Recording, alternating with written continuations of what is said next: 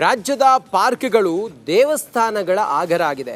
ಅರ್ಧ ಪಾರ್ಕನ್ನ ದೇವಸ್ಥಾನಗಳು ನುಂಗುತ್ತಿವೆ ಅಂಥೇಳಿ ಕಲಬುರಗಿಯಲ್ಲಿ ಶಾಸಕರು ಆಡಿರುವಂಥ ಮಾತು ಈಗ ಆಕ್ರೋಶದ ಕಿಡಿಯನ್ನು ಹೊತ್ತಿಸಿದೆ.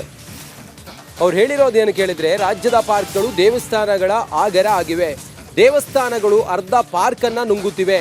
ಕಲಬುರಗಿಯಲ್ಲಿ ಶಾಸಕ ಅಲ್ಲಮ ಪ್ರಭು ಪಾಟೀಲ್ ಹೇಳಿರೋ ಮಾತಿದು. ನಗರಗಳ ಅಭಿವೃದ್ಧಿಗೆ ಪಾರ್ಕ್ ಜಾಗ ಬಳಸಿದ್ರೆ ಏನ್ ತಪ್ಪು ಅಂತೇಳಿ ಪ್ರಶ್ನೆ ಮಾಡಿದ್ದಾರೆ.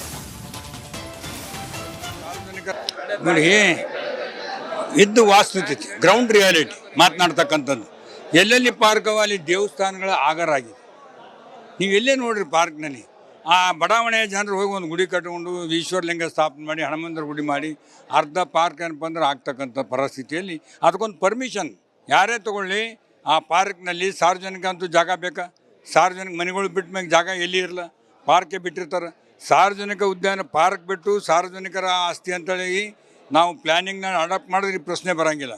ಅದು ಇಲ್ಲಾರ ಬಟ್ಟಿಗೆ ಮೆಟ್ರೋ ಸಲುವಾಗಿ ಆಗಲಿ ಸಾರ್ವಜನಿಕ ಅನುಕೂಲಕ್ಕಾಗಲಿ ಒಂದು 5% ಏನು ಬಂದರೆ ಜಾಗ ಕೊಡ್ಬೇಕಂತ ನಮ್ಮ ಕಾನೂನು ಅಮೆಂಡ್ಮೆಂಟ್ ತಂದಿವಿ.